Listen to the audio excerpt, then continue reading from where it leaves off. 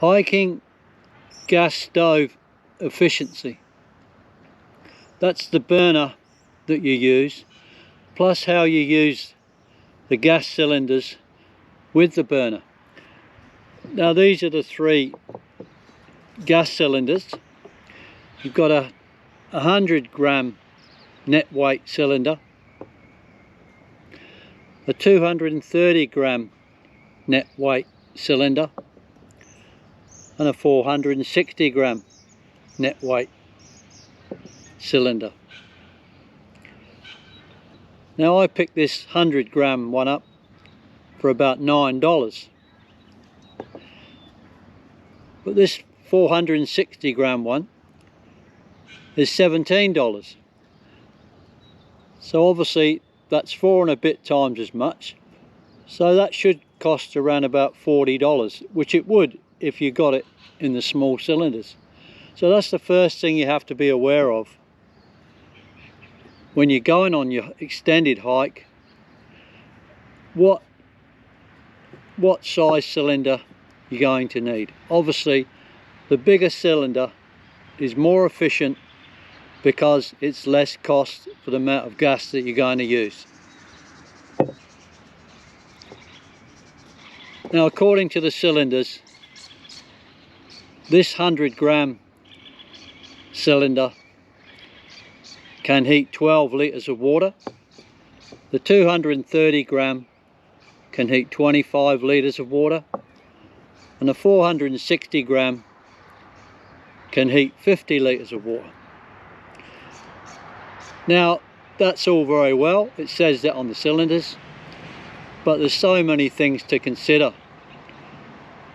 You have to consider the ambient temperature. Obviously if it's really cold, that's not going to be as efficient as burning the gas. Altitude, which I don't obviously have any problem with. The type of container you use, it might be titanium, it might be steel, it might be aluminium, so that could make a difference in how quickly your water is heated. Obviously it can also be the type of burner that you use. That can alter the efficiency of the gas you burn as well. When they say that this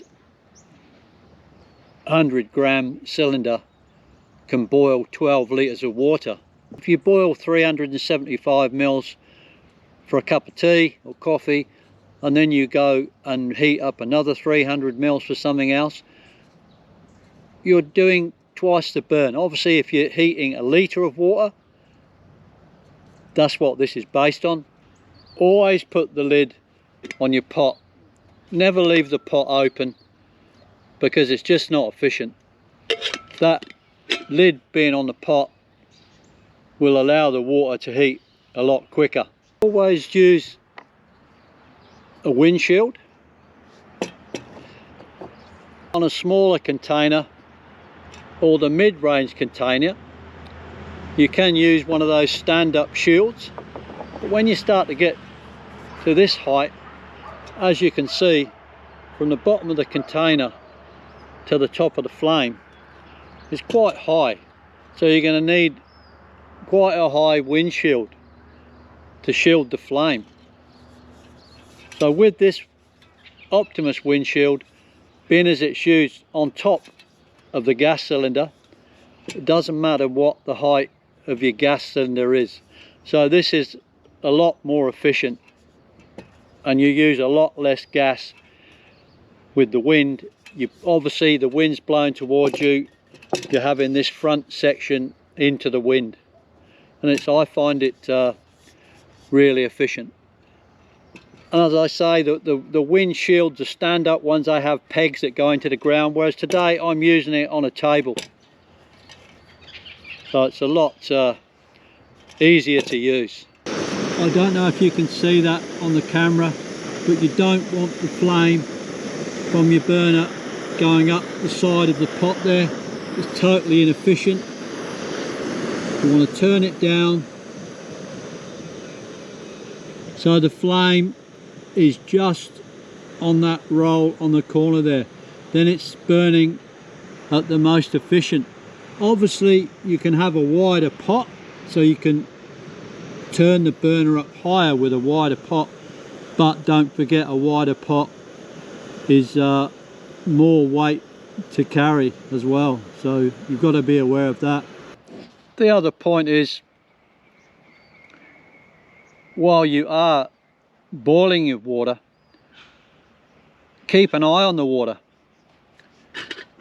Even though when you got the lid on there, you don't want to be going off doing something and letting it boil and boil.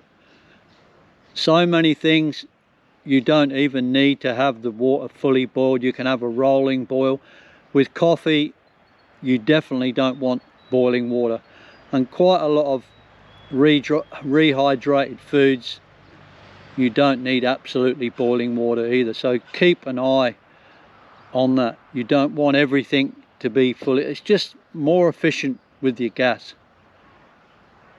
The more efficient you get with your use of gas, maybe the lighter gas cylinder you can take with you on your hikes, particularly multi-day hikes where weight is really important. Another point is, when you put these on or take them off the top of the gas cylinder, always make sure that's turned off properly. If you leave it not turned off, when you take it off, you lose gas. And the same when you put it on. So make sure that is firmly turned off when you take the burner on or off. And when you put the burner on, you only need it hand tight. It's quite a, you know, it's a reasonably delicate thread, so you don't want to over tighten this, particularly if you're on a multi-day hike and you've only got one cylinder and you destroy the thread on it, because it can be done. I've seen it done if you get a bit enthusiastic. Try to keep a spare water bottle in your pack, because obviously while you're hiking, the water's going to get reasonably warm in your pack, and that's what you want at the end of the day. You don't want to be going to a cold river, stream or cold tank water and having to use your gas to heat that cold water up.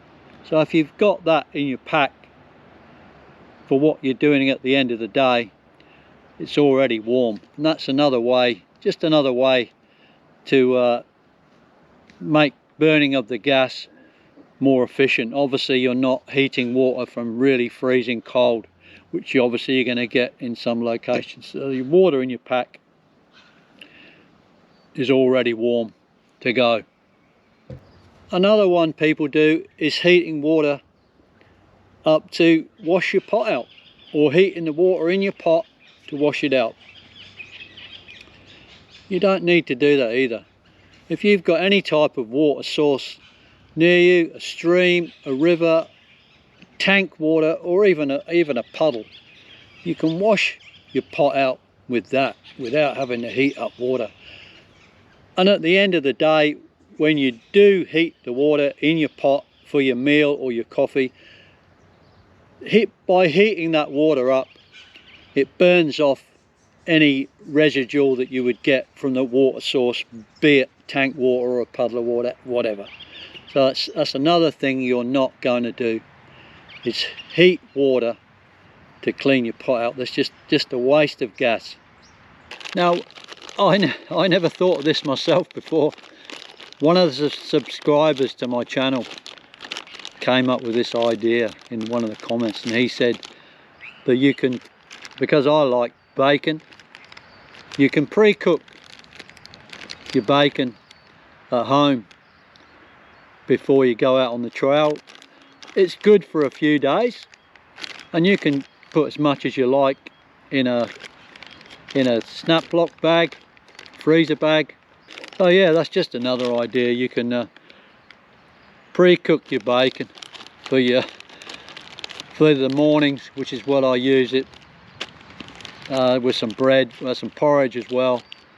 Yeah, that's just another example of being more efficient with the gas. It's probably not the most efficient way to use your gas, but on a multi-day hike, when I want to heat my bacon up in the mornings, that works for me, because on a multi-day hike obviously I'm not going to have my jet boil or my pan, because it's just too bulky in my pack.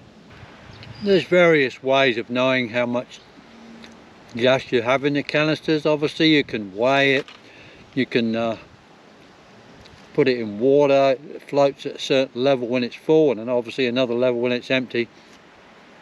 But I found the writing it on the bottom of the canister with a Sharpie is the best way. If you use that around your local area, you only need to use that with one cylinder. Mark off every mil of water you're boiling it till the cylinder's empty, and then you know what you're up for. Then you can use that as a base for what gas you would need on a multi-day hike. Okay, I hope you found that reasonably interesting. Hike and Seeker signing out again. Give the video a thumbs up and subscribe to my channel. That'd be fantastic. Take care, and I hope to see you on another video soon. Goodbye.